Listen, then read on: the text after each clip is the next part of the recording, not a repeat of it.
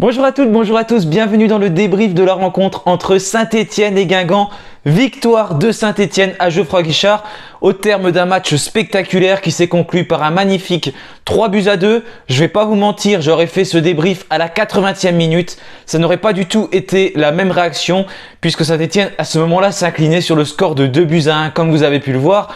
Mais en tout cas, ça s'est décanté en fin de match avec 2 buts coup sur coup. D'abord de Mathieu Cafaro, puis celui de Ibrahima Wadji qui a délivré tout un peuple pour faire gagner Saint-Étienne et quasiment assurer ce maintien puisque à l'heure où je vous parle, Saint-Étienne compte 46 points et a donc 9 points d'avance sur la zone de relégation sur le premier relégable, donc le 17e de Ligue 2.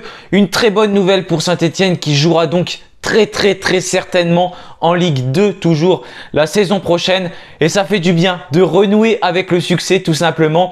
Après 2 matchs un peu moins bien, on va pas se le cacher, déjà cette défaite contre Metz 3-1, puis ce match nul contre Rodez la semaine dernière. Saint-Étienne n'a pas livré un énorme match contre Guingamp, il faut se le dire, mais la victoire, on est allé la chercher. On va faire le débrief de cette rencontre et avec le sourire, comme je vous l'ai dit, à 10 minutes près, il n'y avait pas de sourire dans ce débrief. Mais Saint-Étienne, c'est ça m'a fait penser à un certain match l'année dernière. Déjà celui contre Clermont où on était à huis clos, on perdait 2-0, on s'est imposé 3-2. Mais aussi celui contre Montpellier l'année dernière qui avait été également un tournant où on avait marqué des buts en fin de match pour s'imposer sur le score de 3-1. Et on est parti nous pour le débrief victorieux de Saint-Étienne.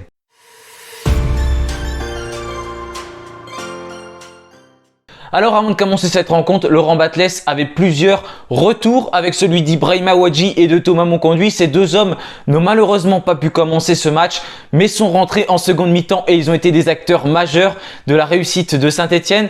On avait donc le droit à un fameux 3-5-2 comme on en a l'habitude désormais, c'est ce que Laurent Batles aligne.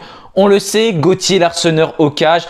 En défense, Denis Sapia avec Seydou Sow et également Léo Petro. Sur les côtés, Nielsen Nkunku et Mathieu Cafaro. On retrouvait un milieu de terrain avec Victor Lobry, Lamine Fomba et Aymen Mouefek. Petite surprise, Benjamin Boutchouari n'était pas titularisé. Laurent Batles avait décidé de le faire souffler après son mauvais match la semaine passée donc contre Rodez. Et en attaque, c'était donc Jean-Philippe Crasso avec Kader Bamba. Ibrahima Wadji n'était pas titularisé pour cette rencontre. Laurent Batles n'avait décidé de ne pas le faire jouer. Certainement qu'il n'était pas apte pour débuter pendant 90 minutes, comme l'avait dit d'ailleurs le coach stéphanois en conférence de presse. Le début de match a été laborieux comme l'ensemble du match de Saint-Étienne. On va pas se mentir, même si on a gagné, ça a été quand même compliqué pour nous. Tout d'abord, c'est Guingamp qui va se créer la plupart des occasions et qui va d'ailleurs ouvrir le score alors que Saint-Étienne avait eu quand même quelques opportunités auparavant avec Jean-Philippe Crasso, avec Mathieu Cafaro notamment. Mais malheureusement, Saint-Étienne n'avait pas réussi à conclure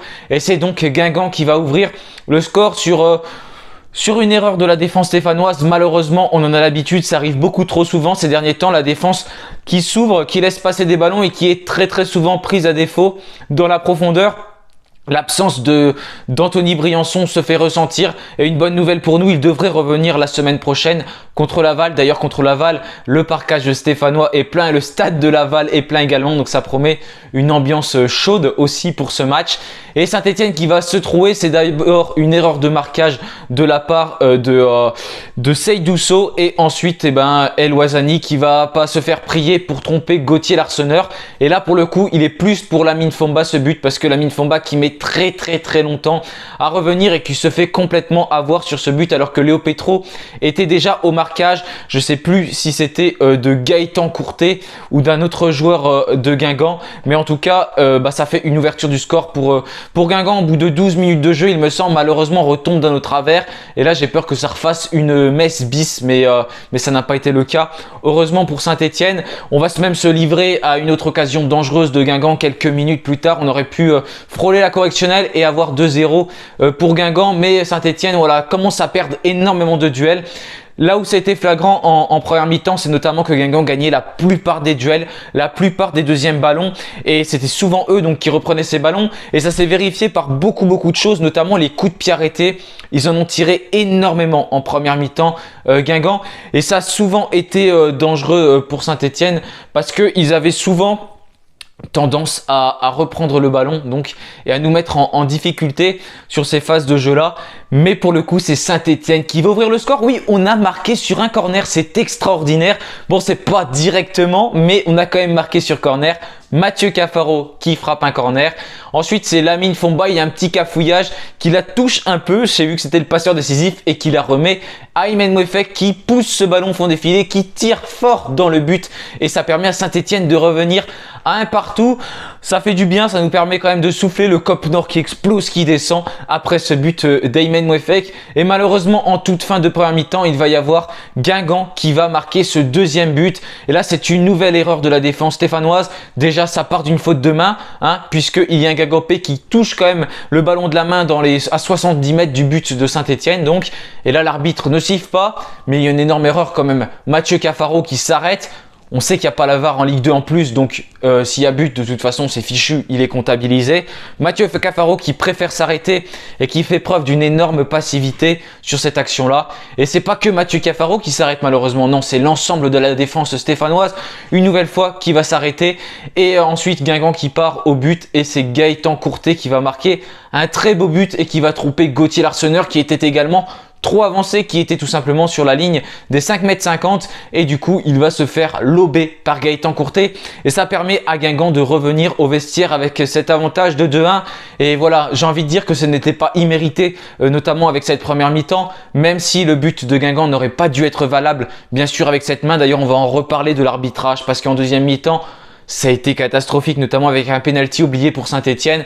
Mais en fait en première mi-temps on a vu une équipe de Guingamp qui me semblait en tout cas, et c'est ce que j'ai lu d'après les réactions de beaucoup de supporters stéphanois aussi, ils ont eu le même ressenti que moi, que Guingamp avait tout simplement plus d'envie, mettait plus d'intention sur les duels et je trouvais qu'on se reposait tout simplement sur nos qualités techniques. On essayait de faire beaucoup de choses avec ça. On a vu des beaux gestes de Nissan Nkunku, de Mathieu Cafaro ou encore de Jean-Philippe Crasso sur cette première mi-temps. On s'appuyait beaucoup trop sur ce type de gestes techniques là et du coup ça a fait tout simplement qu'on ne s'est pas projeté vers l'avant, qu'on n'a pas essayé des choses. Ça ressemblait un peu au début de saison de Saint-Etienne sur cette phase de jeu là et du coup Guingamp qui revient au vestiaire avec cet avantage de 2-1, mais Guingamp ne va pas remarquer de but en seconde mi-temps. Saint-Etienne qui change donc de camp et qui joue devant le COP Sud qui est également très bien garni puisque ce sont plus de 25 000 personnes qui étaient présentes dans les tribunes de Geoffroy Guichard pour pousser les Verts, soit la deuxième meilleure affluence de cette saison en Ligue 2, à Geoffroy Guichard, pas en Ligue 2 en général. C'est quand même nous qui avons la meilleure affluence malgré ce qu'on joue. C'était il y a 2 semaines contre Metz avec 33 008 spectateurs, donc une très belle affluence. Et du coup, Saint-Etienne qui se retourne, qui joue face au COP Sud. C'est pareil, c'est compliqué en seconde mi-temps. On a des pertes de balles, on a des erreurs techniques, on sent des joueurs qui ne tentent pas trop. Un peu comme on a l'habitude de voir, c'est assez laborieux. Et Guingamp qui n'a pas forcément des ballons énormes, qui se crée des occasions, mais qui a quand même quelques opportunités sur coup de pied arrêté parce qu'il y a beaucoup de coups de pied arrêtés, des erreurs techniques notamment de Mathieu Cafaro qui est quand même pas mal en difficulté et c'est Kader Bamba qui va notamment compenser avec les retours défensifs. Kader Bamba quand il arrive à Saint-Etienne, on nous l'avait dit, c'est pas un très grand défenseur, ça s'est vérifié, il a commis plusieurs erreurs mais au moins il a donné, il s'est dépensé et il va y avoir un magnifique but qui va être marqué par celui qui n'était pas forcément incroyable durant ce match, Mathieu Cafaro, qui a une double chance, une double tête de Mathieu Cafaro. C'est un centre qui part de la gauche, il me semble que c'est de Nissan Nkunku. Première tête de Cafaro arrêtée par Basilio. Et là, comme un miracle, elle revient sur Mathieu Cafaro qui met un deuxième coup de canon. Et cette fois-ci, il est dans les buts de Basilio. Et donc Saint-Etienne qui marque, qui revient dans ce match et ça fait 2 partout entre les deux équipes. À ce moment-là, on est environ à la 80e minute de jeu. Saint-Etienne qui a donc 44 points provisoirement. On se faisait un peu peur quand même parce qu'on pouvait croire avant ce but que la course au maintien était relancée, d'autant plus que les résultats n'étaient pas favorables derrière, malgré le fait que je pense qu'on avait quand même une certaine avance et que c'était compliqué de toujours être dans cette lutte pour le maintien parce que les équipes derrière ne vont pas avancer non plus de façon extraordinaire et il ne reste plus que 4 matchs. Et donc c'est Mathieu Cafaro qui met ce ballon au fond des filets, ça fait 2 partout. Et on ne va pas en rester là. Non, non, non. Niels Nkounkou qu'on avait très peu vu dans ce match, qui avait raté quand même plusieurs gestes techniques, qui avait mis des centres également par-dessus le but, qui va se révéler une étincelle, un coup de génie. C'est déjà Denis Sapia qui lui donne un super ballon, une superbe transversale. Et ensuite, on a un magnifique travail de Niels Nkounkou sur son côté et qui est entré quelques minutes plus tôt, qui n'était pas titulaire. C'est tout simplement Ibrahima Wadji en très très grande forme depuis que Batles est passé dans ce système en 3-5-2. Superbe centre donc de Nkounkou et Ibrahima Wadji qui va pousser ce ballon au fond des filets et inscrire ce but du 3-2. Et la victoire, elle est scellée pour Saint-Etienne malgré 6 minutes d'arrêt de jeu. Saint-Etienne qui s'impose sur le score de 3-2 contre Guingamp et qui donc souffle le maintien est quasiment acquis. Comme je l'ai dit, on a 9 points d'avance. Mais déjà, je voulais revenir sur quelque chose durant ce match. C'est tout simplement l'arbitrage de cette rencontre. J'aime pas parler de l'arbitrage, j'aime pas trouver des excuses parce que au niveau des intentions, on n'y était pas clairement en début de match. Ça, c'est une évidence et pendant la majorité du match. Mais il y a quand même eu des faits de jeu. Déjà, il y a eu cette main de Guingamp qui mène donc au deuxième but, celui de Gaëtan Courtet. Ensuite, on a ce penalty oublié sur Ibrahima Wadji. Je suis désolé, le défenseur guingampais se met devant, il fait obstruction. Il y a clairement une obstruction et penalty pour Saint-Etienne. C'est une évidence. Quelques minutes plus tard, on a Kader Bamba qui tombe à l'entrée de la surface de réparation. Bah, pas à l'entrée de la surface de réparation, avant la surface de réparation. Il y aurait dû avoir un coup franc pour Saint-Etienne. Ça fait corner. Quelques minutes plus tard, encore une fois, il y a une soi-disant faute d'un joueur stéphanois et pourtant l'arbitre laisse jouer, il laisse l'avantage 5, 6, 7 secondes et finalement il décide de revenir sur ce coup franc. Bref, un enchaînement de faits incohérents et malgré tout, Saint-Etienne a réussi à gagner sur le score de 3-2 dans ce match. Il y a eu des avertissements également durant cette rencontre, notamment celui de Lamine Fomba qui a pris un nouveau carton jaune, le 4e en 5 matchs. Je rappelle que Lamine Fomba sera suspendu pour le match contre Laval, mais l'entrée de Thomas Monconduit, elle a plutôt été bonne, il a plutôt été intéressant. J'ai quand même bien aimé ce qu'il a fait et on sait que c'était le titulaire quand même indiscutable depuis quelques temps dans ce milieu de terrain défensif et du coup là il est revenu quelques minutes de jeu, il a pu mettre à profit à nouveau ses qualités. On sent qu'il manque de temps de jeu, mais il va revenir Thomas Monconduit, je me fais pas de soucis pour ça, ça c'est sûr. Lamine Fomba, j'ai quand même toujours du mal avec ce joueur. Je sais pas, j'arrive pas trop à sentir ce qu'il est capable de nous amener. Je trouve que techniquement, quelquefois, il se trompe. Souvent également, il joue pas mal en retrait. Je trouve un peu attentiste. D'ailleurs, l'image du premier but stéphanois, il met quand même très longtemps à revenir. J'ai du mal, voilà, à voir le profil j'ai oublié ce nom, Lamine Fomba, voilà.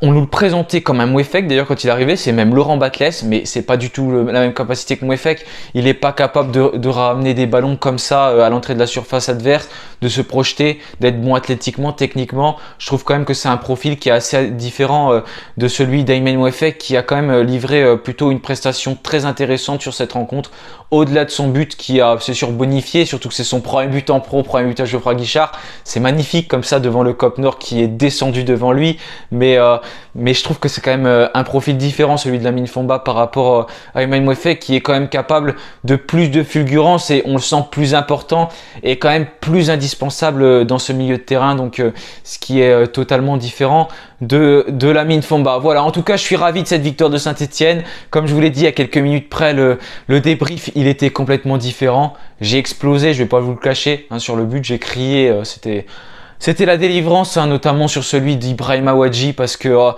on a souvent tendance à avoir des scénarios cruels pour Saint-Etienne. On se souvient de ce match contre Sochaux, mais quand ça tourne dans ce sens-là, ça fait du bien. Voilà, c'est vraiment plaisant à voir et je suis ravi de cette victoire qui nous assure le maintien. Bien sûr, il y a beaucoup de choses qu'il ne faut pas garder sur ce match. On voit encore qu'il faut se renforcer, qu'il faut mettre plus d'intention, plus d'intensité et qu'il y a beaucoup d'erreurs et que si on veut réussir à remonter l'année prochaine, il va falloir faire différemment parce que je rappelle qu'il y a 4 équipes de Ligue 1 qui descendent en Ligue 2 et seulement 2 équipes de Ligue 2 qui montent.